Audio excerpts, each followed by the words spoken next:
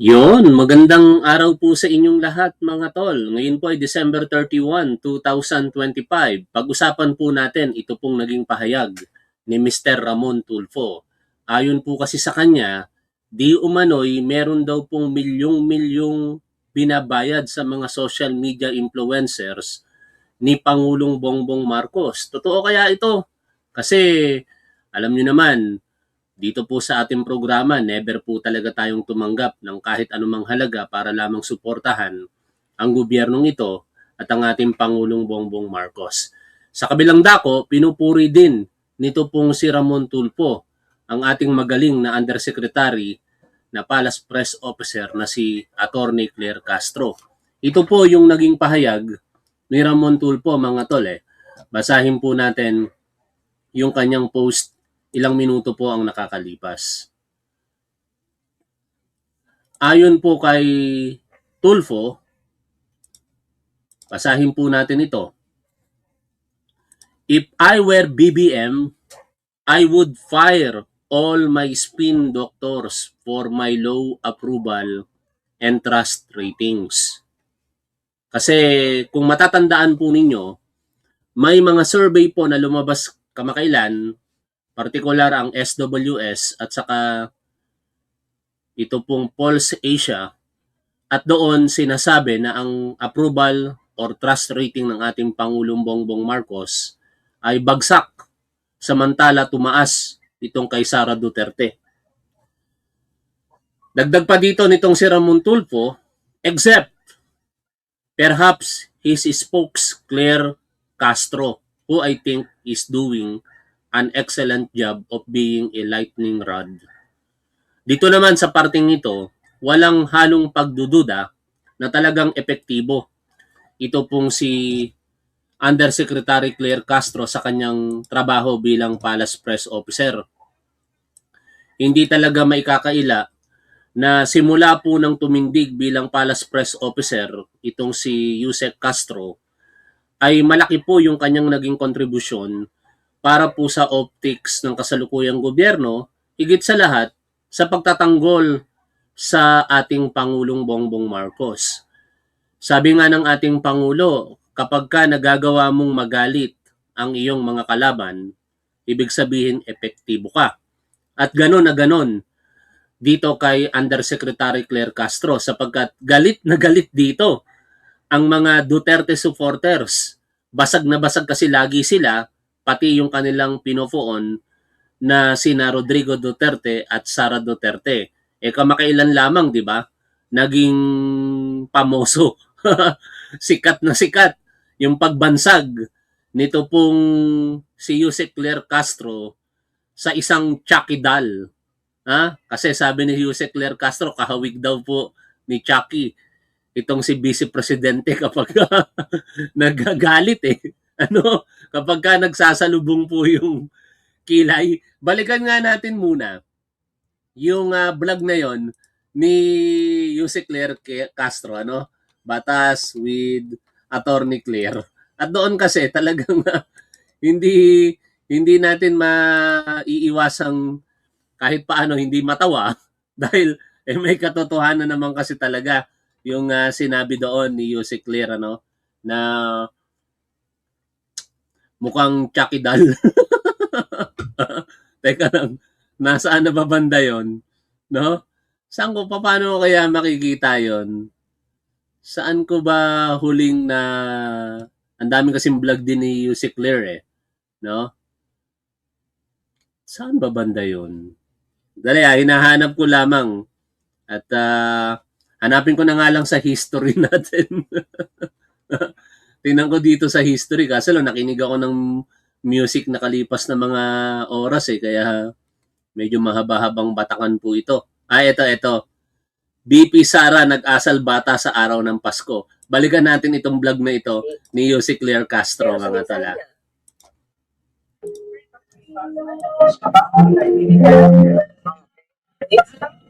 Kung may message daw ba kay PBBM, tingnan niyo yung mukha niya mga kaklir.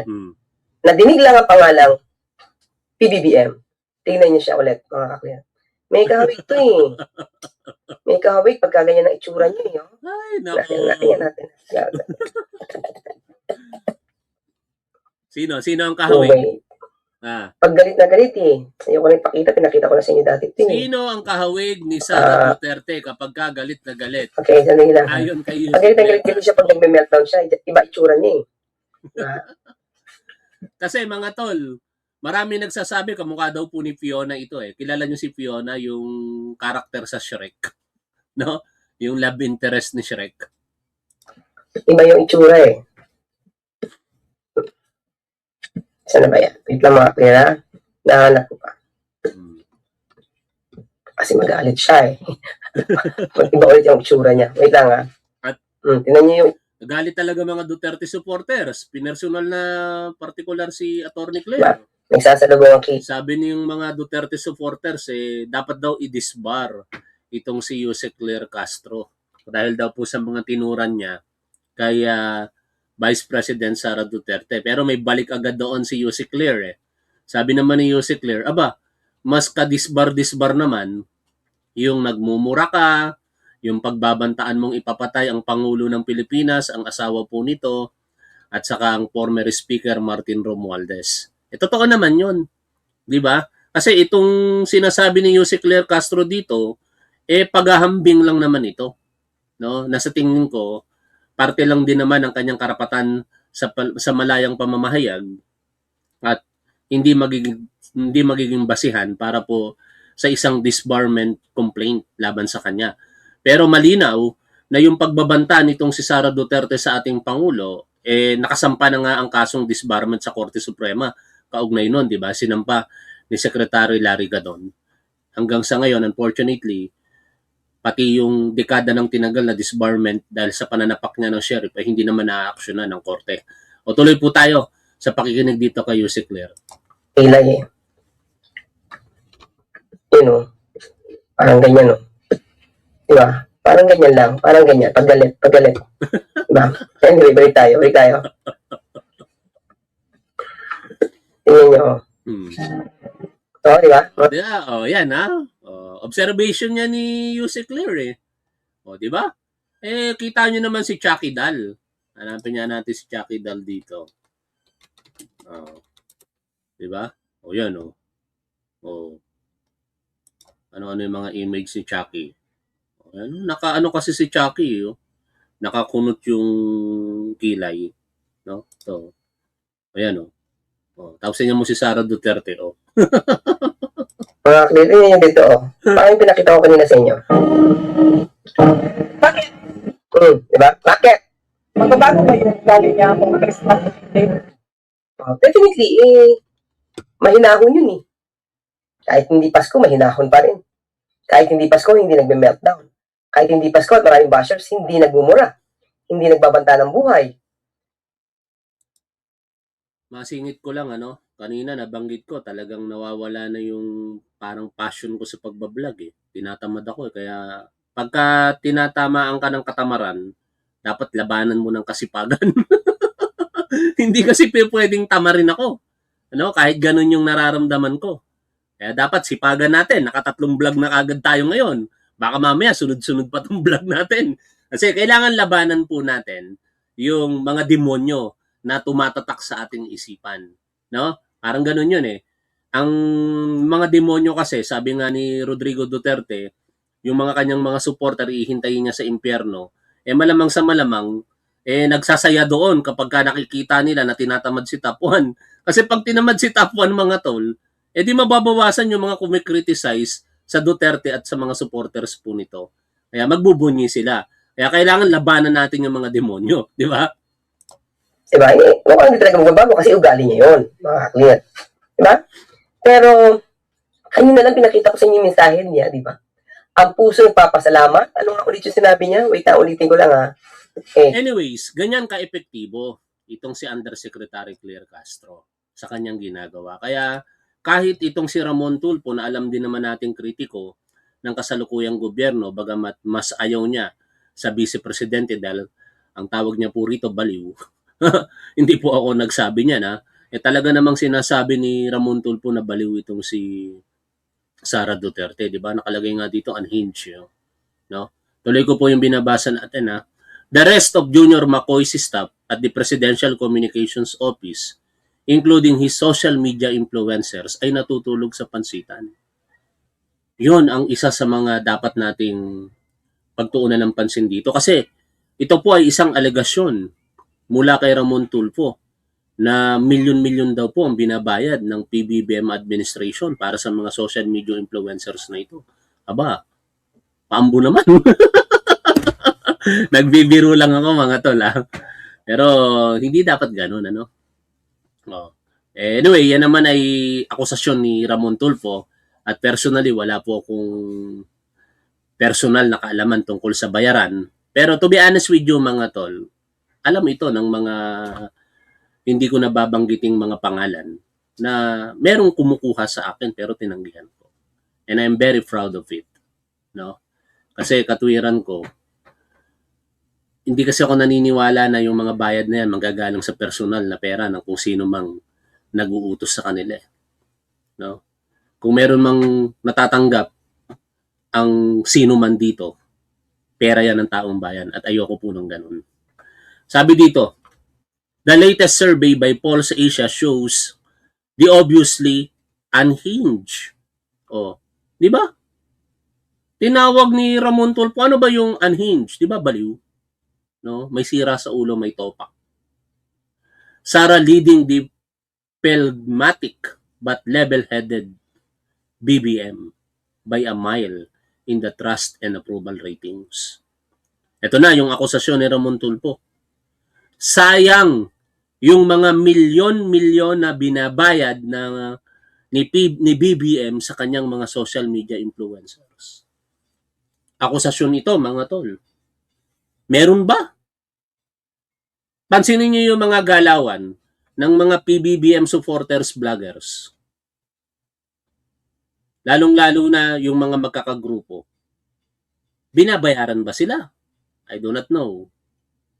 No? Alam nyo naman siguro, wag na tayo magplastikan dito mga tol. Alam nyo naman siguro kung sino yung magkakagrupo eh. No? Nakikita nyo naman yan sa samahan nila eh.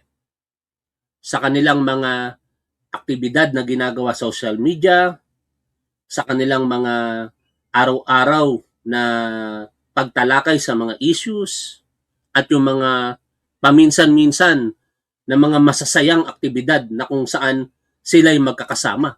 O kaya hindi maikakaila na meron talagang grupo na magkakasama na sumusuporta sa ating Pangulong Bongbong Marcos. Pero ang tanong, binabayaran ba sila? Kasi ako, sasabihin ko sa inyo, uulit-ulitin ko ito kahit may mga basher dyan na gusto akong mamatay, pero uulit-ulitin ko. Ako, 10 ng mga mahal ko sa buhay, mamatay na kaming lahat kung ako po'y binabayaran ng kung sino man para lamang isulong ang interes ng kung sino mang politiko, lalong-lalo na ng ating Pangulong Bongbong Marcos. Mamatay na kaming lahat kung ako po'y binabayaran. Kasi alam ko sa sarili ko na hindi ako bayaran. Nangungutang talaga ako dito. Mga tol, alam ng mga manonood natin na nakakatulong sa akin na every now and then, paulit-ulit nga ako madalas nagbabayad naman ako. No? Nagsasabi talaga ako sa mga kaibigan natin, tol, baka pwede naman pautang muna kasi alam mo naman kinakapos ako no? Kasi gusto kong pasayahin ang pamilya ko Gusto ko kapag may gusto sila maibibigay ko Na kahit wala ako, kung kaya kong iuutang ko 'yon. Tapos uutang din ako kapag sa tingin ko may nangangailangan na talagang malapit sa akin. Katulad ng nangyari sa inaanak ko. Meron akong inutangan ng 100,000 pesos. Pero naibalik ko na. Kasi salamat sa Diyos may mga nakatulong. Kaya hindi na kinakailangan yung pera na yon. Naibalik ko na sa kanila. Ganun ako kasigurado sa sarili ko na hindi ako bayaran. Kaya ako nasasabi, 10 ng aking pamilya, ng mga mahal ko sa buhay, mamatay na kaming lahat kung ako po'y bayaran. Kasi masakit para sa akin ito, mga tol. No? Na meron tayong sinasabing akusasyon ni Ramon Tulfo ng mga social media influencers na binabayaran para lamang isulong ang advokasya ng kasalukuyang gobyerno. Kanino manggagaling ang pera na yan? Hindi naman siyempre manggagalingan sa pribadong individual. manggagaling yan sa pondo ng taong bayan kung totoo ito. Kaya nga ang hamon ko dito kay Ramon Tulfo, pangalanan niya eh. Pangalanan niya talaga kung sino-sino yung mga social media influencers na ito. Para once and for all, magkaalaman na kasi hindi tama yan. Kailanman hindi magiging tama na para lamang isulong ang imahe ng kasalukuyang gobyerno, e babayaran mo na manggagaling sa buwis. Kahit sabihin natin maganda ang layunin, hindi tama yon dahil ang buwis ginagamit para sa mga proyekto ng gobyerno at sa taong bayan. Diba? Hindi para sa mga personal na interes ng kung sino-sino lamang na social media influencers. Kaya I challenge Ramon Tulfo, huwag ka nang maging madaldal lamang. Total, may edad ka na eh. Patunayan mo na lamang sa pamamagitan ng paglalakas loob. Total, umaharap ka naman sa mga samot-saring kaso. Sige, pangalanan mo. Kung makatotohanan naman yung sinasabi mo, national interest ang involved dito, Ramon Tulfo, pera ng taong bayan yan. Ba, milyon-milyon yan. Uulitin ko yung sinasabi mo, Ramon Tulfo. Sayang yung mga milyon-milyon na binabayad ni BBM sa kanyang mga social media influencers. Aba, ang sakit nun sa taong bayan. Ang sakit nun para sa amin. Biruin mo pag kami kumakain sa labas at magbabayad tayo ng buwis, tapos mababahagi lamang sa mga social media influencers na ito na sinasabi mo, Ramon Tulfo. Hindi makatarungan yan. Tanggap lang sila ng tanggap ng pera. Pero wala silang pakinabang. Oh. Sarah's influencers are doing a great job of uplifting her image despite her being an obvious psycho case. O nakumpara patuloy, palpak ang social media influencers, di umano ni PBBM, at great job naman para sa mga influencers ni Sara Duterte. Tables would be turned if BBM hired competent propagandists and at the same time project an image of being a hardworking president. Kayo ngayon ang bahalang umusga mga tol kung maniniwala kayo dito. Pero sa totoo lang, kung may mga tumatanggap ng bayad mula sa administrasyong ito, ayon sa akusasyon ni Ramon Tulfo, talagang failure kayo sa ginagawa ninyo. Bakit? Hindi maiangat ang antas ng survey ng ating Pangulo eh. Maliban na lamang kung itong mga survey na ito ay talagang nababayaran. No? Dito naman sa ating programa, hindi sa nililinis ko ang ating programa at pangalan ko. Alam niyo naman kung ano yung mga topic po natin dito. Very independent po tayo dito. Ano? At uulitin ko, hindi ako nag-agree na ang pera ng taong bayan gagamitin para lamang ibayad sa kung sino mang social media influencers. Kaya Ramon Tulfo, patunayan mo yung sinasabi mo. No? Sa pamamagitan ng pagpapangalan kung sino itong mga social media influencers na ito. Huwag kang magkakamaling idamay ako dyan. Dahil uulitin ko, Ramon Tulfo, uulit-ulitin ko, mamatay na ako 10 ng aking mga mahal sa buhay kung si Top 1 ay binabayaran ng kung sino mang politiko. Maraming salamat po sa inyong lahat mga tol. Shoutout po sa inyong lahat. Lagi po nating tandaan kung ano po ang tama at dapat, doon po tayo. Keep safe. See you always. Bye for now mga tol.